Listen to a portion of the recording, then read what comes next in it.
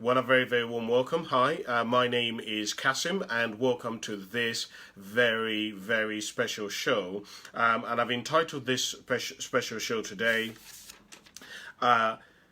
Most UK Parents' Dreams for Their Child Have Been Aborted.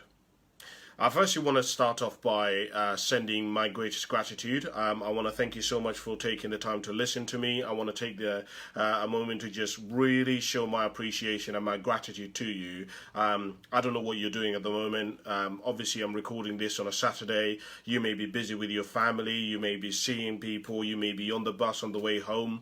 But I hope that something that I say today in this show, in this special show, add some value to you. I hope that there's something that I share with you, whether it be a strategy, a philosophy, my thoughts, an idea, can in some way help you as a man or as a woman become a higher, fuller expression of who you're capable of becoming.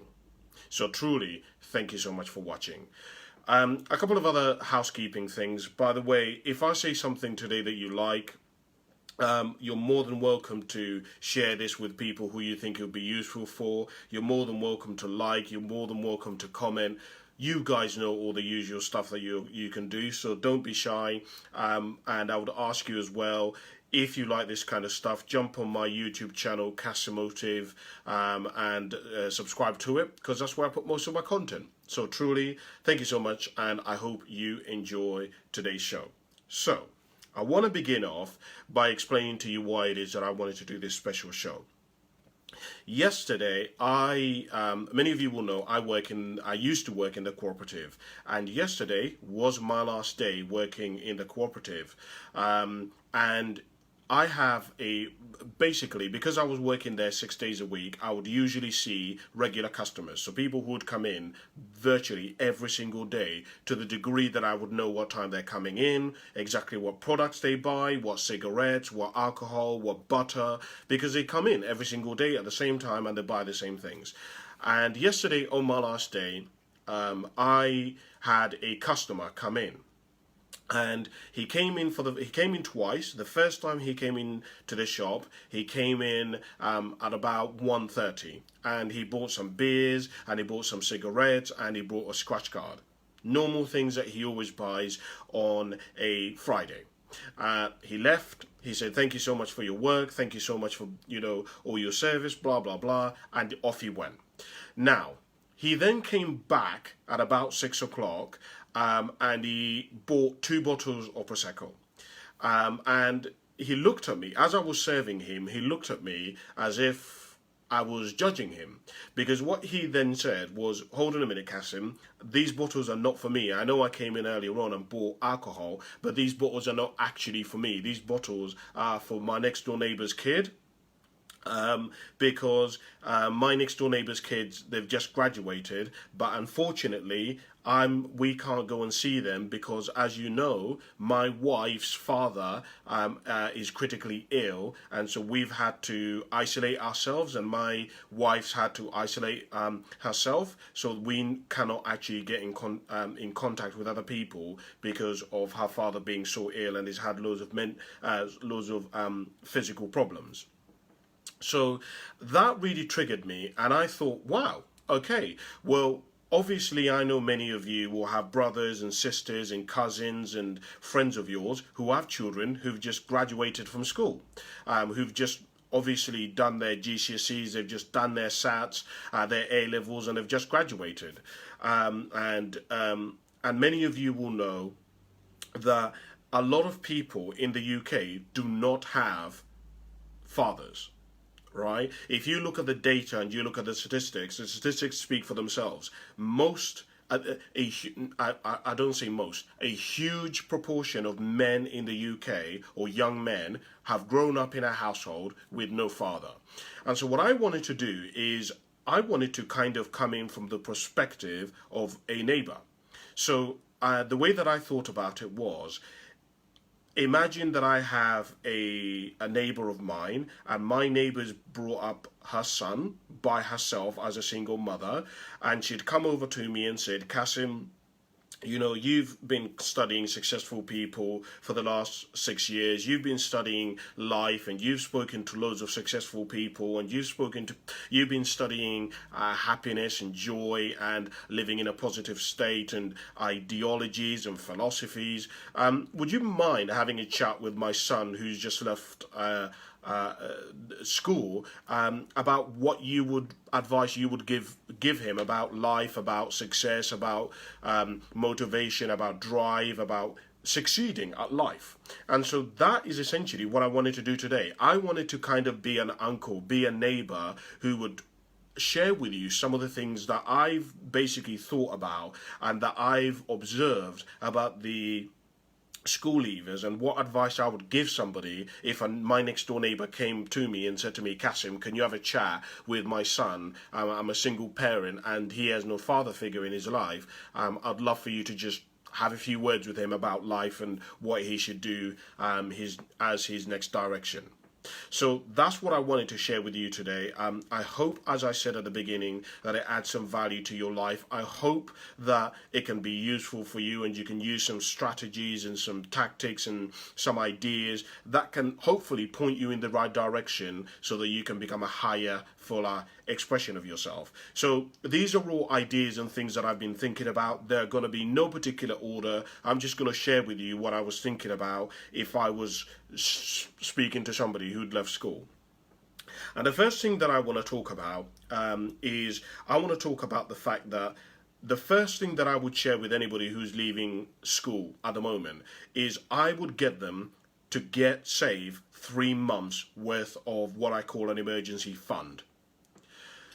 So an emergency fund is basically 3 months worth of living expenses, and it's an emergency fund because it isn't like the fund which you'd use if, I don't know, you wanted to go on holiday. It is simply money that is reserved in case there's an emergency. For example, you're renting somewhere and your landlord all of a sudden says, I have to sell my house because we're getting divorced. Right? You've been doing everything right, you've been paying your rent on time, but your landlord's come to you and said this. What are you going to do? You can't do anything, right? So this is where your company, you've been working for a really good company, the company's been stable, you've had a great job, you've had a great income. Now all of a sudden, you just found out that your company has gone into bankruptcy and people are going to have to be made redundant. Where the hell has this come from? For example, you've been doing well in your job, you've been successful, you've been hitting all your figures, all of a sudden COVID-19 happens. Right? It's crisis. You didn't expect this. Nobody expected this. Nobody would have thought that this coronavirus would actually last as long as it has.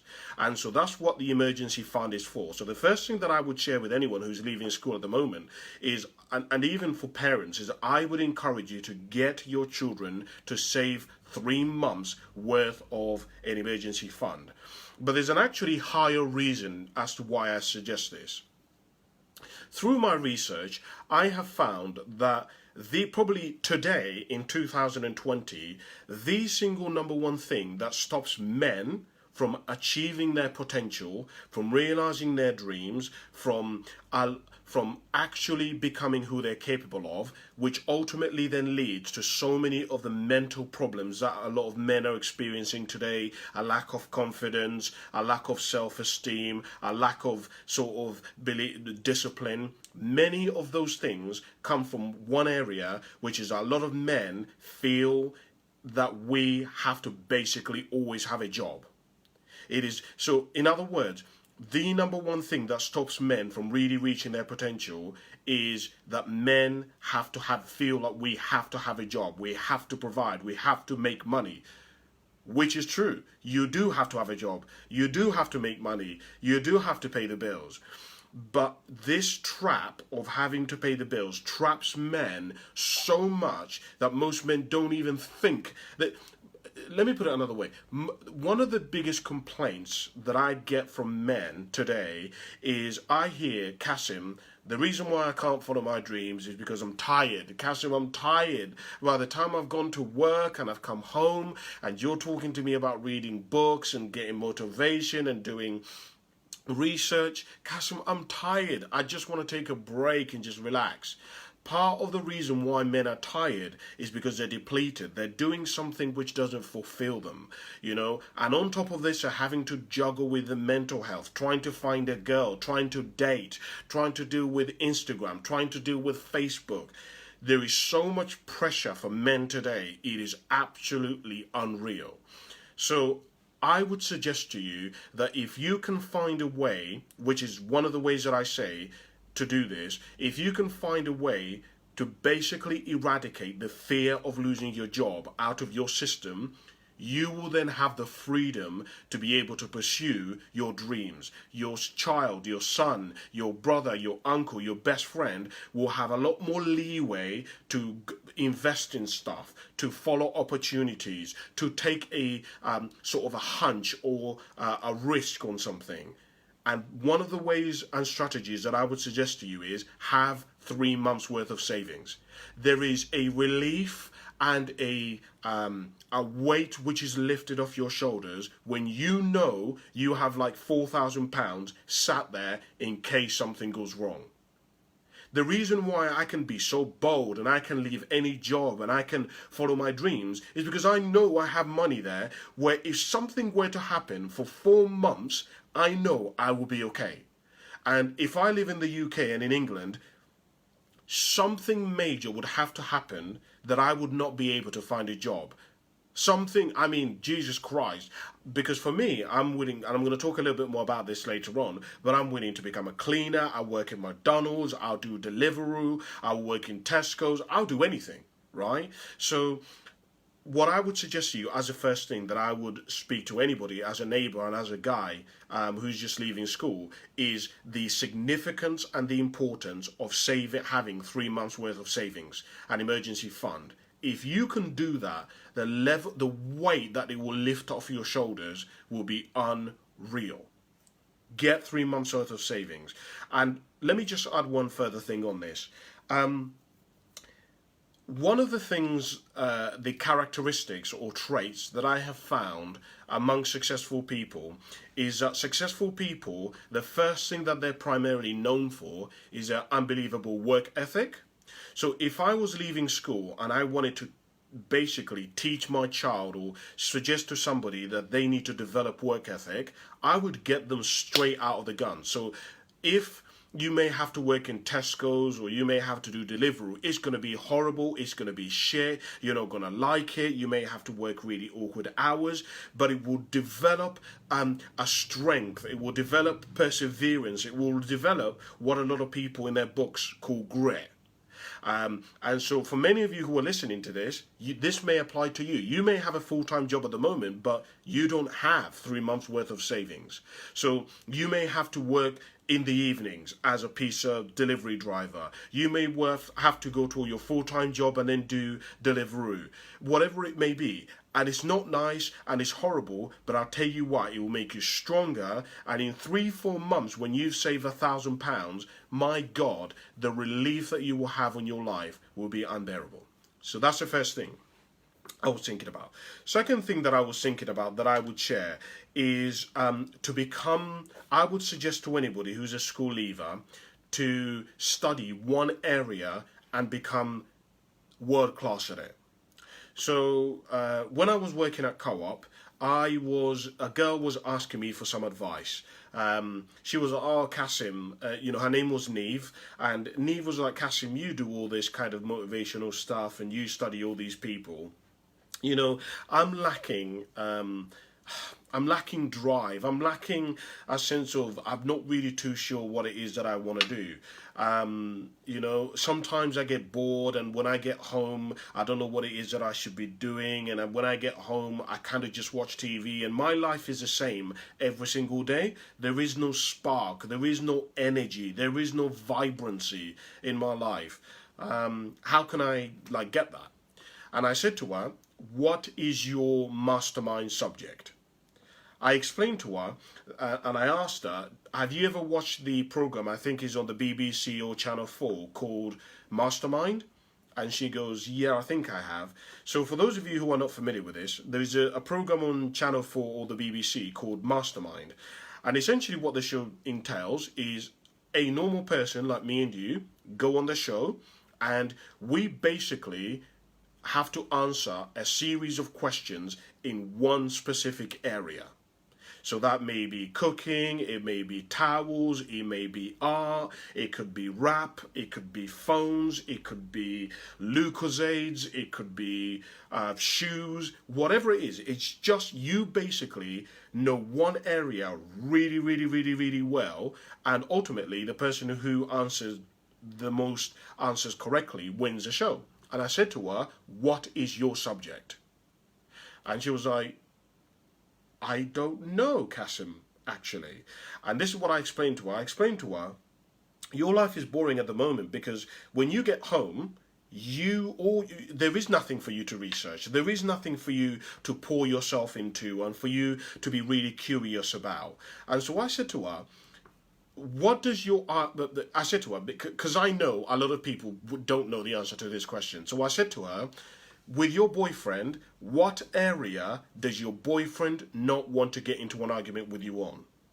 And she goes, "Oh, yeah, but my boyfriend, we never get into an argument." And I said to her, "Trust me, when I'm telling you, all men know that there are certain areas and certain subjects that they do not want to get into an argument with their missus about, because they know they're going to lose, it's going to cause a massive argument, it's going to end up bad, and then they're going to be blamed, and it's just going to be like some headache for the next week over nothing." And I said, ask him. Ask your boyfriend what that area is. She texts her boyfriend, and like 20 minutes later, he replied, and he goes, "Yeah, I don't like talking to you about anything to do with like refugees or like," she goes, "anything to do with like people, immigration, or people being protected, or like women being abused in the system." She goes, "That's what my boyfriend said." And she goes, "Oh my God, yeah. That is what I actually love, but I don't really research it or anything." I said, "Research it." So what I would ask you is, in your life, what is your mastermind subject? What is the one area in your life where people do not want to get into an argument with you on? Let me explain to you the reason why I'm saying this to you. In my research and my data, I basically found, and I'm going to make this as a generalization. This is a generalization. This is kind of an umbrella term. I found that the world basically pays for two kinds of things. The world either pays for the best or the most unique, or the world pays for the best value for money. So, for example, loads of people, when you go to Primark or you go to Poundland, you know that when you go to Primark and you buy a t-shirt, that t-shirt is going to cost you £2, but when it rips in 2 weeks' time, or its colour starts to fade, you don't get into some massive hustle and puffle. Why? Because you knew it was good value for money. You know that a t-shirt which costs £2 isn't that expensive. It isn't going to be the best fabric. It isn't going to be made by the best tailors. It's good value for money, though. It's going to get you last, or it's going to, just get you through the next couple of months or whatever it's going to be, right? You know that. The other thing that people pay for is the best. So when you go and buy a Rolex watch, you know that you paying £10,000 or £20,000 for Rolex watch is a ridiculous amount of money. I mean, you could have a Casio watch and a Rolex watch, and they both do the same thing. They freaking tell the time. But you buy the Rolex watch and you spend that kind of money because it is the best. It is made with the best materials, with the best watchmakers. It is thoroughly tested. You know that it is going to withstand time. And when you get to the top, I had to learn this because I actually didn't know this, but when you get to the top, the other thing that people pay for is the most unique. People pay for tailoring, in other words. When you go to Primark, all the t-shirts, which are £2, are exactly the same. When you get to the top and you go into a shop and you want a t-shirt, that t-shirt, or that, let me put it another way. If you as a guy went into Top Man and you wanted to buy a suit, all the suits would be exactly the same. Basically, they would be rigidified. You either buy small, medium, or large, or you buy, I don't know, 32, 34, 36. You have no other choices. When you get to the top, they will tailor make it for you to suit you, what you want, the color you want. Do you see what I'm saying? Here's now my point and what I want to basically get to. When you become the best in an area of life, or you have something which is really unique, the marketplace becomes irrelevant. The current conditions become irrelevant. Did you know that during COVID-19, people still bought Rolexes? Did you know that during COVID-19, people still went out and bought Prada? Now, let me explain to you why they did that. But a lot of people did not go out and buy, let's say, a watch which was £300. And so what I came to realize was nobody pays for average. Everybody pays either best value for money or the best or what is unique. My point to you is, if I was leaving school right now and I was going to be, basically, the majority of people in the UK are average at most things. Here's my point. If you are average, no, you're always going to be in the worst. Everybody, whatever is in the middle, is always the worst off. So let me take this further and get this point across, because I really want to drive this home. So if you look at people, for example, let's just look at the economy. If you look at people who are in the middle class, people who are in the middle class pay the most amount of taxes. Did you know that? If you're in the middle class, you pay the most amount of taxes. You get taxed on both when you buy something, when you get paid. The level of tax that you pay is ridiculous. People who are on the bottom, i.e. on the dole, don't get taxed as much. And people who are really, really wealthy figure out ways to get around taxes. So the average person, who is just a normal person in the middle class, is worse off. If you work for a company and they're laying people off, every company has people who are like basic roles, right? Where you can't fire these people. For example, a cleaner. You need a cleaner if you have a company, right? Very basic roles. You need people who are like the managers. You can't fire the managers, otherwise who's going to run the place? Here's who they fire. Everybody in middle management. Everybody who is replaceable. Do you see what I'm saying to you? So I hope that I'm really getting this across to you, and the significance of, if you can basically become really, really, really, really, really, really good in one area of life, you basically become indispensable. Because the world will constantly need whatever it is that you offer. For example, there are some people who are artists, right? And their art is so unique that irrelevant of the economy, irrelevant of what is happening, they will still make money. And so, again, I go back to what I started with when I talked about this point, which is, what is your mastermind subject? What is it that you're world class at?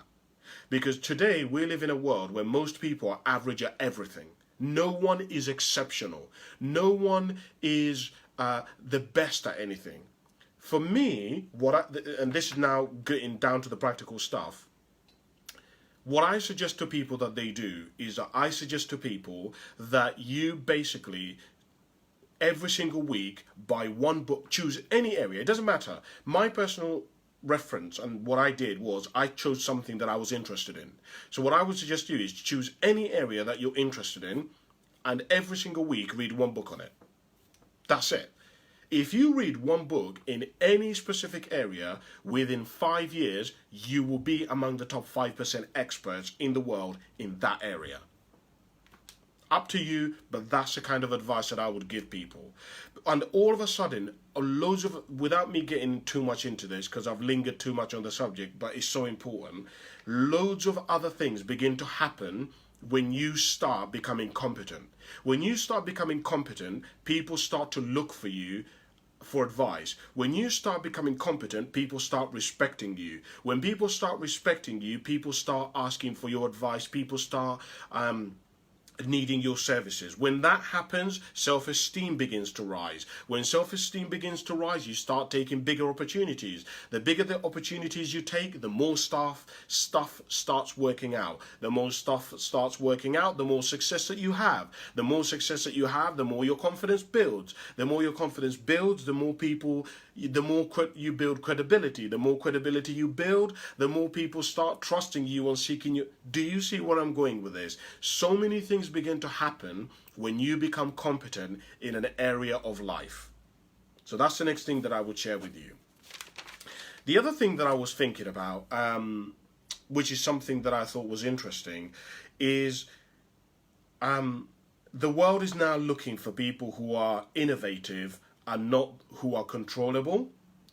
So I was thinking about the fact that if you look over, I would say, the last 2,000 years of recorded history, I would say that if you look at the schooling system and you look at the way the UK has been structured, basically, in order to succeed, particularly in the last 100 years, you've needed to be somebody who was very predictable. You turned up to work at the same time, you did your work at the same time, you didn't break the rules, you didn't think outside the box. Basically, your ability to do that would determine how successful you would be. So for example, if you committed to a company, you worked for the company for like 50 years, you turned up on time, the company would pay you an amazing pension at the end. They would give you a gold watch at the end. All the people who were mavericks and thought outside the box, those people just simply didn't fit in companies over the last 100 years. But things have now changed. You see, the world now is actually made room for people who are mavericks. If you think differently, or you've got something which is unique, or something which is a bit different, you actually have much more likely chance of thriving today than you did 50 years ago. Let me tell you why.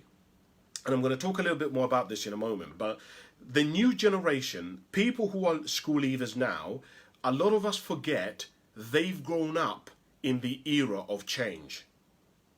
If you went back over the last 100 years, you would discover very few things changed. Very few things changed. If a phone, I don't know, if a technology was going to develop, it would develop over like 10 years, right? If a company was going to start a new system, it would develop over months and months and months. When I look at the data and I look at the research, the data tells me that technology is now multiplied everything by 10. It's accelerated everything by 10. So if it took, let's just say, 10 months to get a system out in a company, today it will only take 1 month because of technology. Everything has been magnified. And so all the kids who are school leavers today, this is normal for them. They don't know any different. If you were born like in the 70s or 80s or 90s, you would know that, like, my God, this is so fast and technology is so quick, because you remember how slow things used to be. But if you were born today, you wouldn't know any different. You would just think, well, this is just normal. In fact, when your parents tell you about how fast-paced the world is, you don't really get it, because this has been your world. This has just been normal. And so actually, one of the great things about being a school leaver today is you're not a skeptic. You can adapt very quickly. You can adapt to things really quickly, and you can change and you can go with the times. So if TikTok is big this month, but next month is Snapchat, you move from TikTok and move over to Snapchat. It was interesting for me. I was studying the CEO of Barclays. And the CEO of Barclays says some statistics which I found to be really interesting. So the CEO of Barclays said that the average person only changes their bank once in their lifetime. So with all the different banks that you have, and he was talking about the fact that most people, do you know what they do? Most people haven't changed their PIN. Like, so for example, let's just say your PIN is 123. Do you know what most people do? They just, instead of changing the pin to like 9721, what they do is they say 123 123 5. This is how people are frauded, because people are so predictable. People don't like change. People don't like thinking outside of the box and being innovative. People want consistency.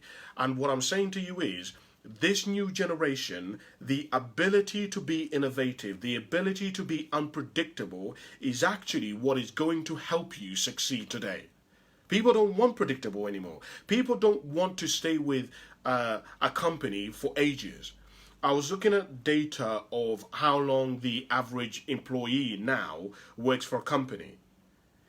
The average employee, the average life expectancy of an employee, if we go back throughout history over the last 100 years, is something like 10 years. Do you know what it is today? The average. In fact, let me take this. Let me not even get into that. Let me really give this to you, because this will illustrate a point.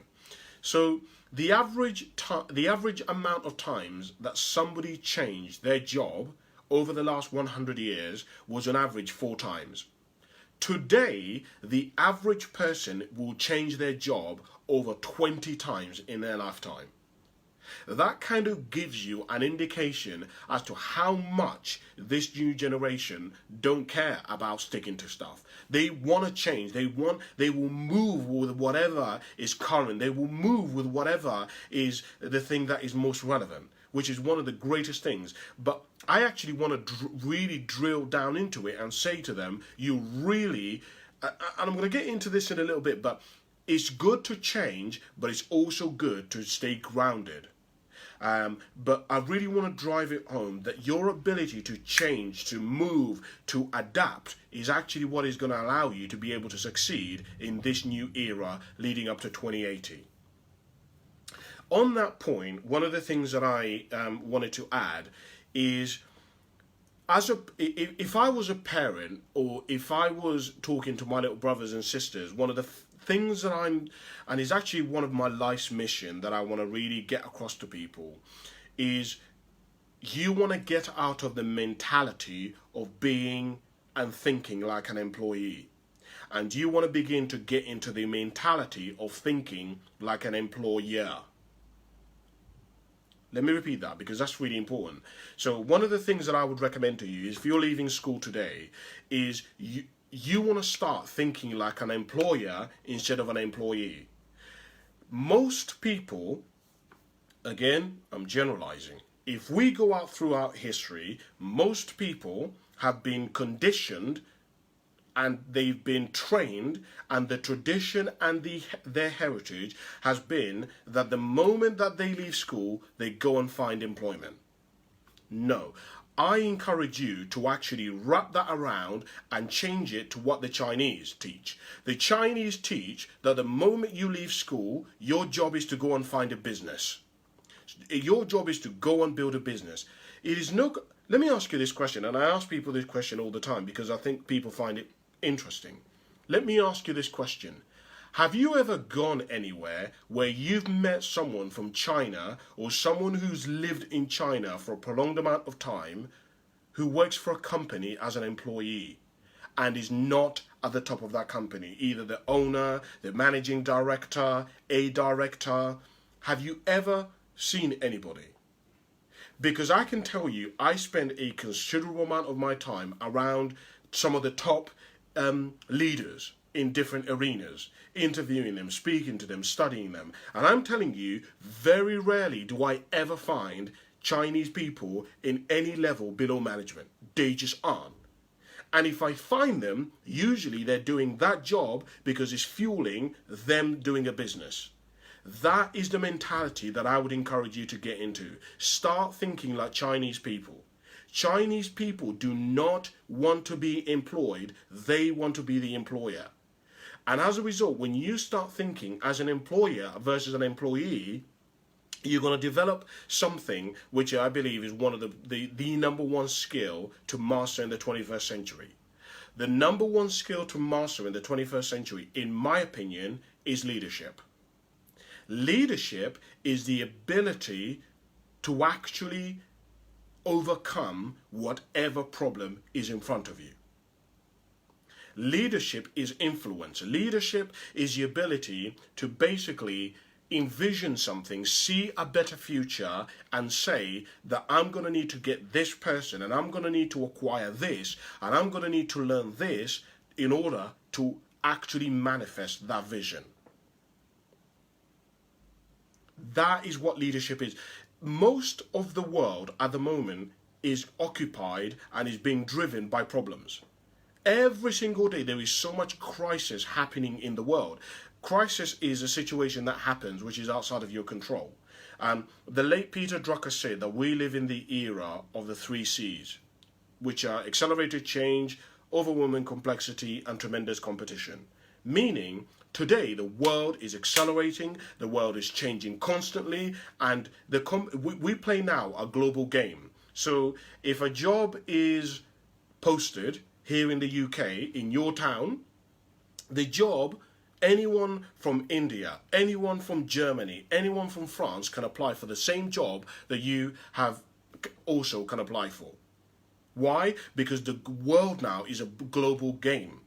Before, if we went back 60 years ago, if a job was being promoted, it would be promoted either to their employees or people in that local vicinity. But today, people who, the same job that you're looking for, is people from Uganda, India, Germany, France can also see the same job that you're applying for. And if they have better skills and are better qualified, they're going to get the job. And that's why a lot of people today, you've seen that when you go into a company, a lot of the people in that company are not just white. They're not just middle class. You've got people in from Bangladesh, Pakistan, people in from Ghana, people coming in from Lithuania, people coming in from Poland, all in the same organization. And you're like, what the hell is going on? Which leads me to one of the other things that I wanted to share with you. If you really want to thrive and succeed over the leading up to 2080 as a school leaver, one of the things that I want to share with you and is one of the keys, in particularly when it comes to leadership, is that you're going to need to develop the ability to collaborate and connect with people who look differently from you, who believe different things to you, and who come from different backgrounds than you. See, a lot of us, let me give you a perfect example. Many of you will know I have a job in Tesco, a part-time job. Whilst I run Cassimotive part-time and I do my coaching and I'm doing my counselling degree, I have a part-time job in Tesco's. And I only recently, part of the reason why I left Co-op is because I wanted the job in Co-op meant that I had to work every day between kind of 2 o'clock and 10 o'clock in the evening. The job in Tesco's allows me more freedom because I can do that job from 5 in the morning until 12 o'clock, right? Which means I basically have the rest of the day to do my courses, to do my research, to speak to you, to do interviews. So it works out a bit better. And I recently joined the job, and I've probably been there, 2 months I've probably been there. And I know more people in that place, their names, their backgrounds, their history, why they're there, than people who've been there a year. Let me explain to you. And in fact, the only reason why I'm telling you this is because somebody said it to me today. I was at work this morning and somebody said to me, Cassim, you literally, everybody says good morning to you. Everybody says hi to you. Everybody is always like asking you questions, and everybody's always like speaking to you. How do you know so many people already? And I was explaining to my friend that the reason why is because I just speak to people. I don't care who you are. I don't care what your background is.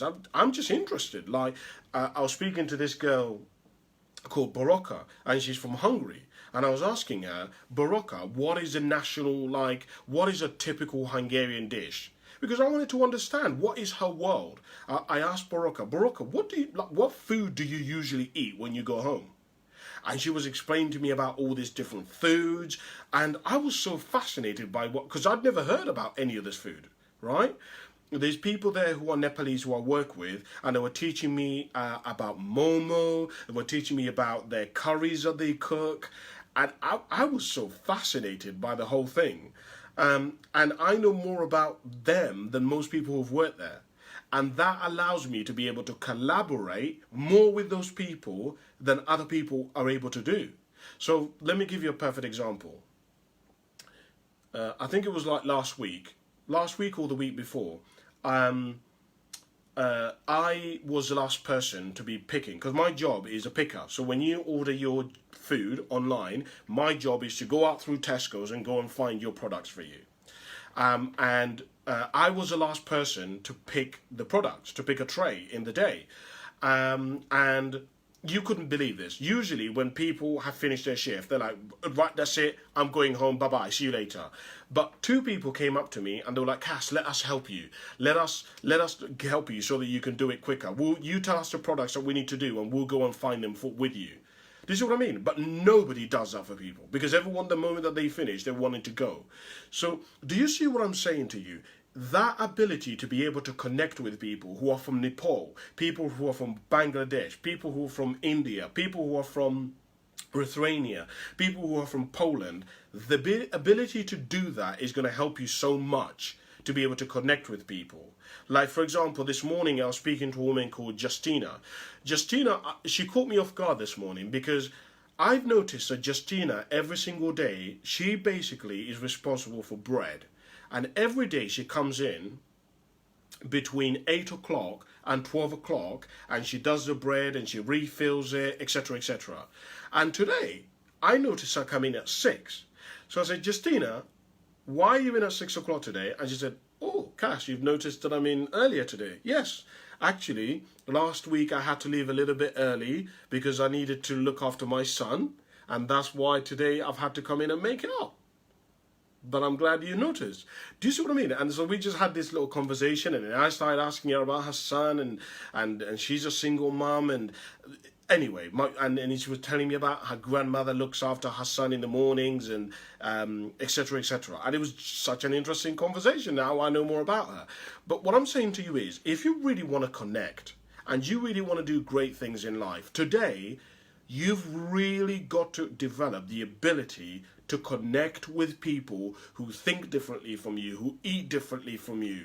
Some of you guys who are listening to me right now, you have nobody in your life who is from Africa. You do not know a single person who is from Africa who you see frequently, and they tell you about the food that they cook in their country. And for example, you guys know me as Cassim, but do you know what I eat? Most people don't know that I don't really eat English food very often. I eat, for example, matoke. Today, after I finish this, I'm going to be going downstairs and I'm going to be eating matoke. And I'm going to be eating kawunga. Do you know what matoke is? Do you know what kawunga is? Bearing in mind that you know me or you heard of me, you should know that for me, as Cassim, that is like a regular food that I eat every single day. Have you ever asked to taste it? Do you even know where you'd go and buy matoke? Vinyerwa. Where would you even go about buying vinyerwa? Do you see what I mean? Do you even know any of those words? Have you ever heard of them? I'm a very open person. If you ask me, I'd be happy to tell you. But most people would never ask me. So that's the thing that I wanted to share with you. So many of you will know I started this special show today by giving you the title of the show. And the title of the show was that most parents in the UK's dreams for their children have been aborted. And I think that's one of the things that I was really thinking about.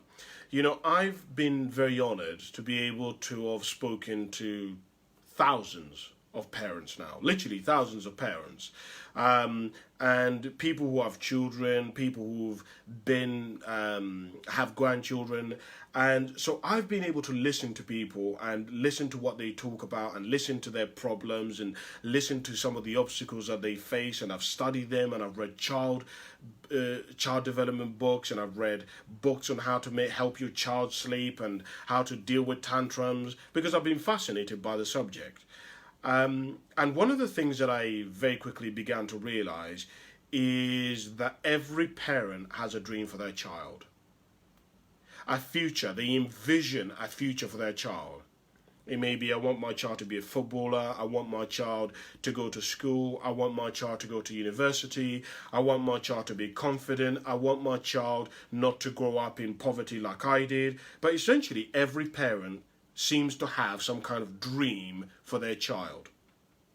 And most of the time, the reality is that most parents will manipulate and kind of coerce their child into going in a certain direction so that they can fulfill that vision that they have.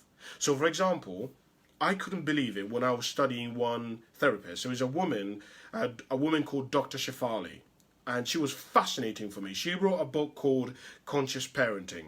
And she was saying that she many times had parents come into her office, and these parents had the best jobs, they had financial security, they lived in the best neighborhoods, their kids went to the best schools, but yet there was loads of dysfunction within their family, within them and their children. And she was saying that part of the reason why that is because most parents can never truly accept their child as a failure. I'm going to repeat what I've just said.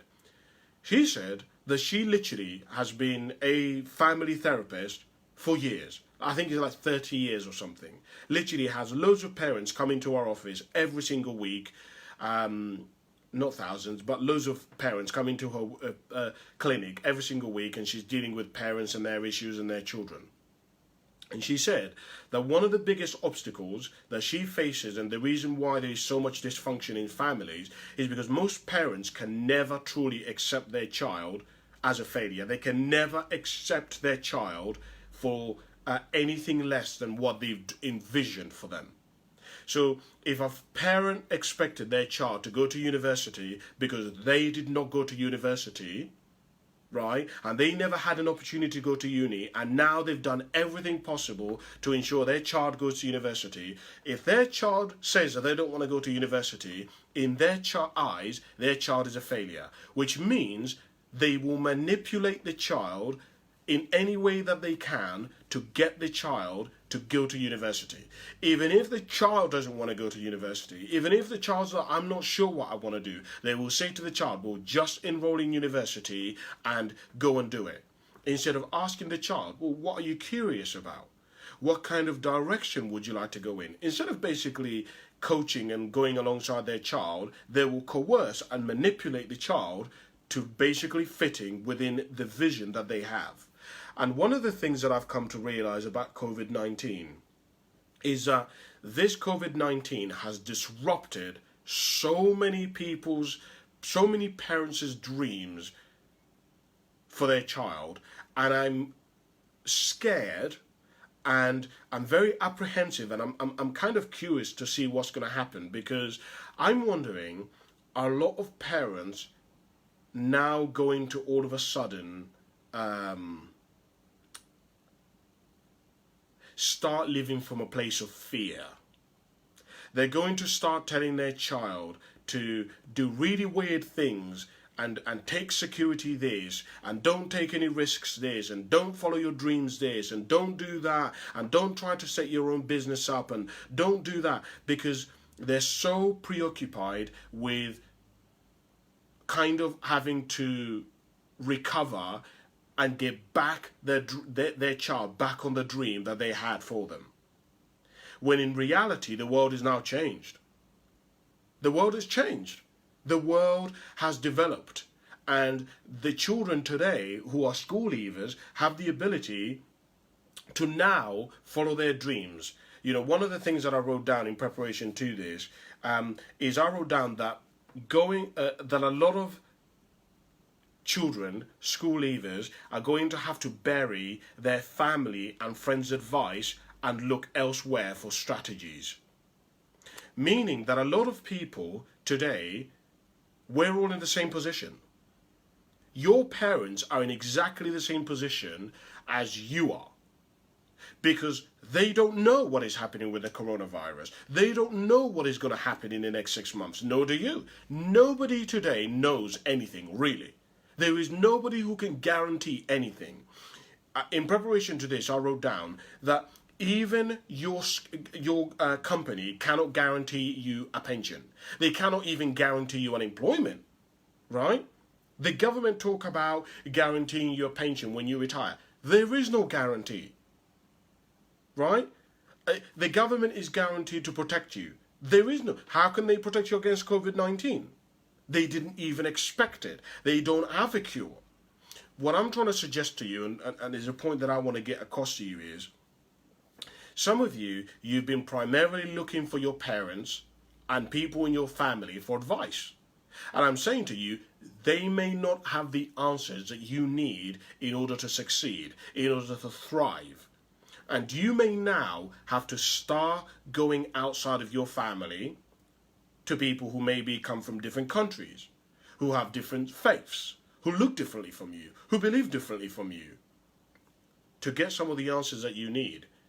You may have grown up your entire life looking down on people who have money, but the only way that you can handle and deal with your financial situation is to now go and speak to people who haven't been affected financially by this coronavirus, which is hard for some people to believe. Some people don't even know that there are some people where this virus has been irrelevant. It's irrelevant to them. It's just like an inconvenience, I guess, if you will. And your parents have always struggled with money. They don't have answers to your questions because they don't know. Some of you, you've realized that actually working for a company really is too dangerous now. There is no guarantee of it anymore. And you don't know a single person in your life who owns a company. But you've decided from now on, you're going to start your own company. Yeah, you're going to have to go to people now who've started companies. And you've always looked down on people who have companies. And you're like, what idiots. I wouldn't want to set up my own company and it'd be so stupid, etc., etc. But now, you're going to have to go and seek out these people. I also wrote down in preparation for this that you may have to get rid of some of your traditions. Some of you, in order to succeed and thrive leading up to 2080, you may have for example, a lineage where every single member of your family has gone to the same university. But in order for you to succeed now, you're going to have to break that. You are going to break literally hundreds of years worth of lineage in order to succeed. Because for you, every single member of your family might have been employed, but you now have decided you want to be an employer, breaking all the entire generation's worth of efforts and worth of lineage and everything that they've set up for you. The other thing that I've thought about is some of you are going to have to break some of your systems. What do I mean by that? You may have a system of every single week you get paid and you buy groceries, or you may buy the best food, or you have a car on your system is every 2 months you upgrade your car. You might have to break that system, because for you, in order to save the money or to have the kind of financial security that you need, you may have to get down to the point now where you sell your car and buy £1,000 car, or buy a £2,000 car, because that £2,000 car, you may have the top of the range nice car right now, but that's £400 every single month, which is coming out of your bank account trying to maintain that. If you saved £400 over a year, you do the maths. You're going to have more money over a year, but you may not have as a fancy car. But if an opportunity appears for you to invest in something, to go with something, to take a risk on something, you will have the money. But you wouldn't have the money if you have the nicest car and everybody thinks you look amazing, but actually deep down and behind closed doors, you're unsuccessful, you're struggling. Here's what I wrote down. I also wrote down, as thinking about this, and advice that I would say, is that I wrote down, he who gets a head start is going to have more likely chance of winning. Let me repeat that. He who has a head start has a more likely chance of winning. You know, I want to use a metaphor to explain this. Imagine Usain Bolt. Usain Bolt, one of the fastest human beings on the planet, can run the 200 meters incredibly fast. If me and Usain Bolt got into a race over 200 meters, but he gave me a 100-meter head start, the chances of me winning are dramatically increased. It doesn't diminish his ability to run. It doesn't mean he's not strategic. It doesn't mean he's not amazing. It doesn't mean he's not fast. But because I have a head start, my chances of winning are dramatically increased. Let me take this further. Some of you, and this is why I'm saying this, you are going to have to start developing the habit and the level of thinking and the level of wisdom of moving really quickly. In fact, the word that I wrote down, because I think is a perfect word to use, is I wrote down, it is now time to start being savvy. And I had to Google the word savvy because it's not a word that I usually use. So here's what the word savvy, when I looked up the word savvy, here's what some of the things it said. It said having common sense. It said having practicality. Meaning that if you really want to succeed, if you really want to thrive leading up to 2080, and you really want to do great in this world which is constantly changing, my advice to you is start being practical.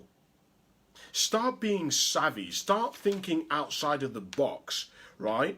Because let me explain to you why. Your ability to be savvy, your ability to think outside the box will allow you to be able to get a head start on most people. Because most people deny change, and they deny change for ages. And by the time they accept the change, they then have to go through looking at what they need to change. Then by the time they've got used to that, then they apply it. Then they don't really like it. And then by the time they get used to it, it's like, ugh. It's basically they're so far behind that they're declining. So let me give you a perfect example of what I mean by this. Many of you know I'm going to use a relevant example because most of you can see this. So as I said to you, I work in Tesco's. My job is to pick people's shopping. You order it online, I will go around Tesco's and I will pick your shopping. We have something called a pick rate. A pick rate is the amount that you pick in each trolley. So how quickly essentially you can pick each trolley. The pick rate is set at 150. Recently, as we've been through COVID-19, we have had to avoid the level of contact with customers. So as a result, when people's shopping used to arrive before COVID-19, we basically just used to put it in trolleys. Right? So I would go around the shop and I would just pick people's stuff and I'd put it in the trolley, and when the driver arrived, he would just give the trolley to the woman. She would, or the man, and they would take it and put it in their house. To avoid the contact, what Tesco's developed is that they put everything in bags. Now, you can imagine working at Tesco's for 2 years that you didn't have to use bags. I then come in. This new rule then comes in that you now have to use bags. Remember, I said to you that we have this pick rate. If you have to put everything in bags, clearly it takes much longer, which means it's more difficult for you to hit the pick rate. The amount of people who did refuse to use the bags, and they would complain about the bags, and they don't like the bags. Do you know what I did? I just got on with it. Right. I said, right, okay, bags it is. And so my pick rate is, well, the pick rate that we have is 150. My pick rate is usually around 200 to 210, which is clearly like amazing. That I'm one of the top pickers, right? I've just been told I was the top picker last month. But the reason why I was a top picker last month is because I just get on with it. I just adapt. I just go. I'm just savvy. I just figure out quicker ways. So, for example, one of the things that I figured out, and this is why I'm talking about be savvy, one of the things that I figured out is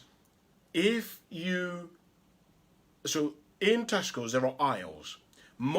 The way when you're picking, the computer has basically, there is like algorithms and the computer basically finds, so if somebody orders products, the computer or the little thing will tell you the product based on the aisle. So instead of sending you here and there and here and there, it will basically try and get you to go down an aisle and get you to basically find products which are similar.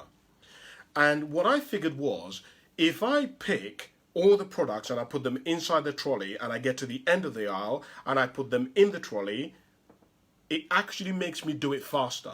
Instead of me going to each trolley, each product, getting it, putting it in the bag, then getting another product, no, it takes too long. So what I do is I get all the products on, and then all the products on the aisle, get to the end of the aisle, then I put all the products in the bag.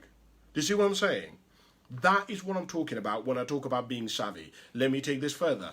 When I talk about being savvy, I mean some of you may have to get a second job. You may have to be a cleaner. You may have to be a delivery driver. You may have to be a pizza driver. You may have to demote your job or step down so that you can save some money. You may have to sell your car so that you can have more money to play with. This is what's called being savvy. In fact, one of the characteristics that I found amongst people who were successful, particularly people who started with nothing, when I read their autobiographies, and I have literally hundreds of people's autobiographies who started with nothing, one of the common denominators that I find in their books is that word common sense. They would use that word. Well, it was just common sense and I was just practical and I was just, I just used common sense and I was just a practical guy and I just did what was easy and what made sense. It is a phrase I constantly hear, particularly when the person has like a dyslexia or mental health, or they grew up on a council estate, or they went through foster care. They just use common sense. They don't use all the statistical kind of abstract kind of technological advanced shit. No, they just do really basic stuff and they get on with it. I would encourage you that if you want to thrive leading up to 2080, to be practical, be savvy, start thinking outside of the box, start really getting down to the point where you can just get on with stuff, you can move, you can act, you can just get on with stuff.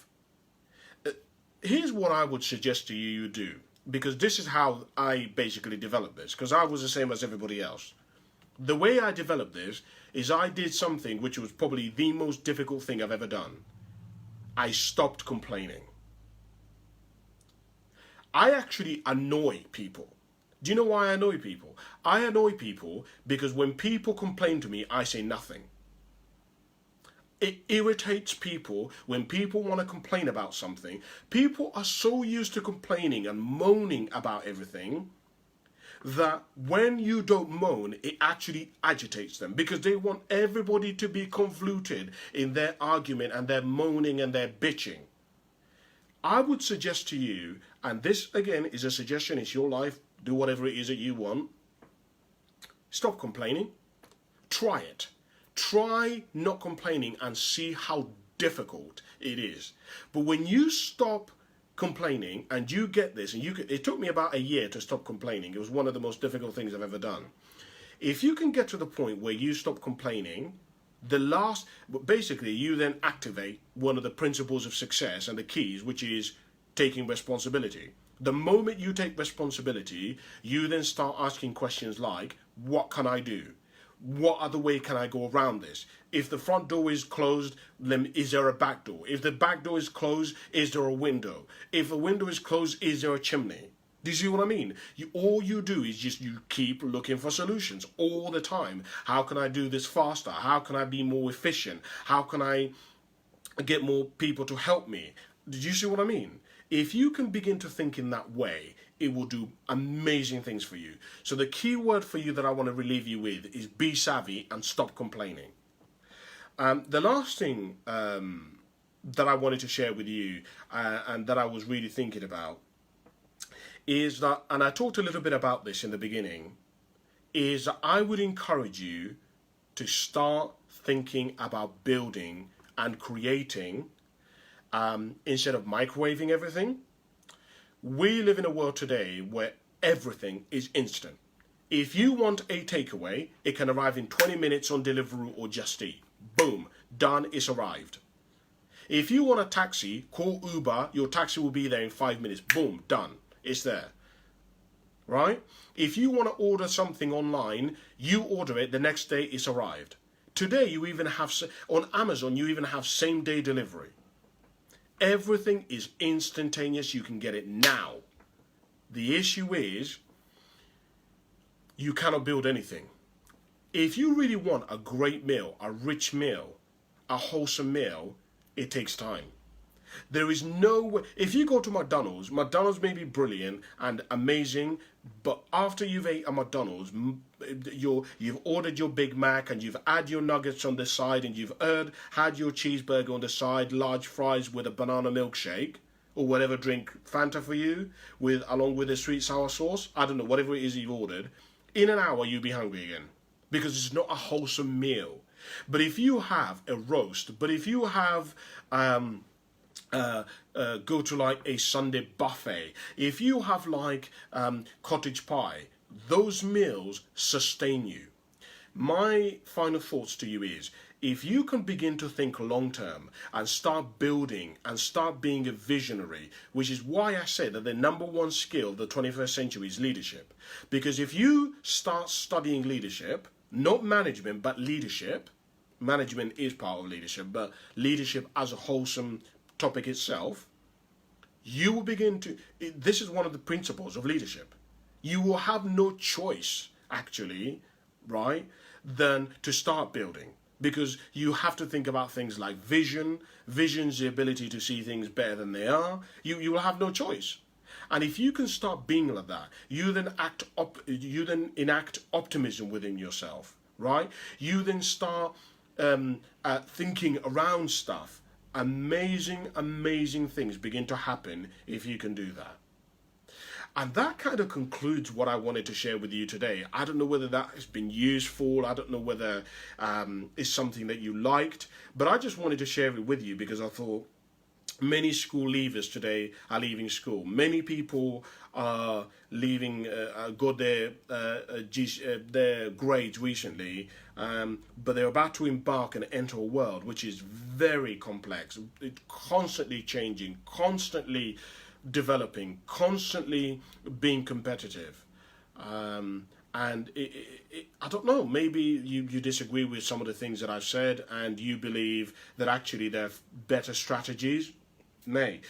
I'm always keen to hear from you. Maybe there's something that I missed that I should have said and you think it'll be useful when I coach somebody. Tell me. I'd love to hear what your thoughts are. But I think that's where we're going to leave it. And I want to actually, before we finish, I want to thank you so much for watching and listening. I don't know where you are. I don't know what you're doing. You may be busy cooking or with the kids. And I hope that today's show has added some value to you. Thank you so much for watching, and I shall see you in the next show. Don't forget to like, subscribe to my channel, Cassimotive, on YouTube, so that I can keep sending you all these videos so that you can become your highest, fullest expression of yourself. Bye for now. Thanks.